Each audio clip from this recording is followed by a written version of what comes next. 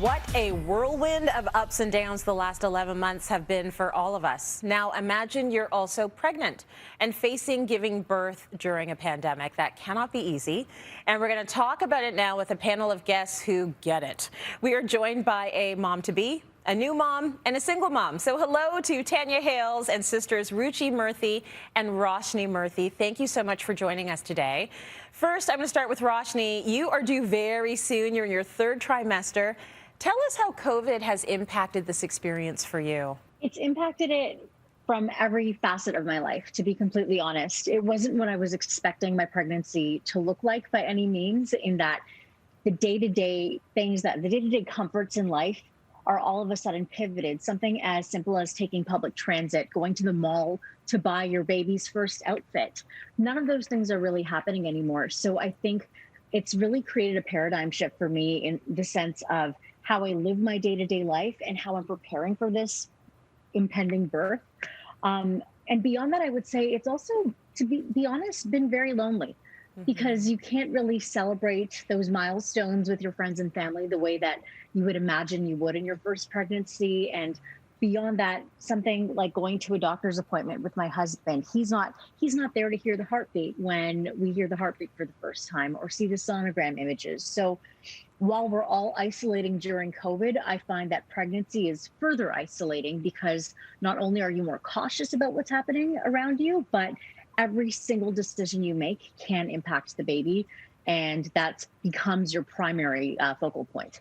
Yeah, I can't even imagine what that would feel like, Roshni. Ruchi, I'd like to speak with you now, because you had your baby during the pandemic last year. So what was that like? Intense, for lack of a better term. It started to affect me personally around March. I'm an infectious disease physician, and so this is totally up my alley, and also the area that I've studied my whole life to work in. And so professionally, I was met with increased responsibility, increased accountability to my colleagues to make sure we distill the information to them, and protecting the other infectious disease patients that we have, while simultaneously planning to take this time away to focus on my personal life, with a baby on the way, with changes and pivots happening literally every day. The lead up to her actual birth was stressful, because every day there was a new twist to the story of how that was going to happen.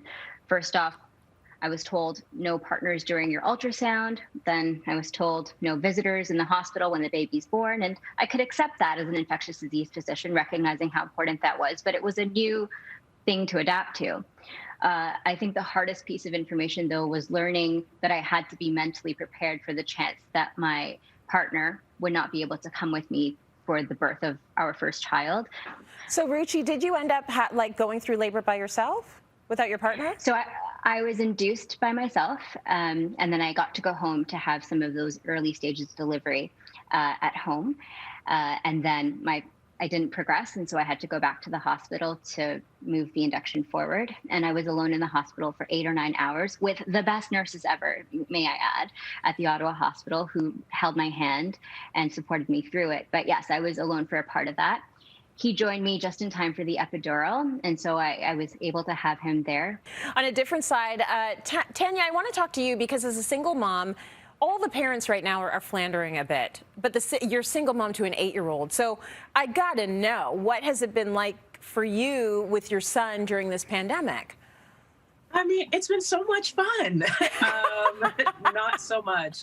You know, single parents, we usually don't get a lot of breaks, right? We have to figure out, okay, if there's something after work, are we bringing them with us, or are we just skipping it all together because we couldn't get childcare in time?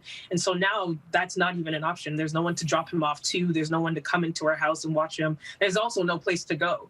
Yeah. So that has been exasperated, and it's really just trying to manage who he is, 24 hours a day, 7 days a week. What his love languages are, the cuddle time and the words of affirmation versus my need for silence and solitude, which is virtually impossible to get right now. So it has definitely presented some extra challenges for sure. Now, I know the vaccine is top of mind for everyone around the world. There's been a lot of talk about the safety of the vaccine and pregnant women. As an infectious disease physician, Ruchi, would you tell your sister it was safe for her to take? So the practical answer is that right now she wouldn't be in the category of people that would be offered vaccination in phase 1. But in general, for pregnant women considering vaccination, there's resounding support from the Society of Obstetrics and Gynecology and its counterpart in the States for vaccination in pregnant women. The info might be a little bit gray out there right now because the scientific studies haven't proven its safety, but right now there's a lot of resounding support from most medical physicians about the benefit of getting vaccinated. So if she and her medical team were for it, I totally support that decision. I want to thank you all so much for joining us and also for keeping it real and being so honest and open about your experiences. Wishing you all luck throughout this challenging time, and thank you just for, showing all of the realness that's happening out there in the world.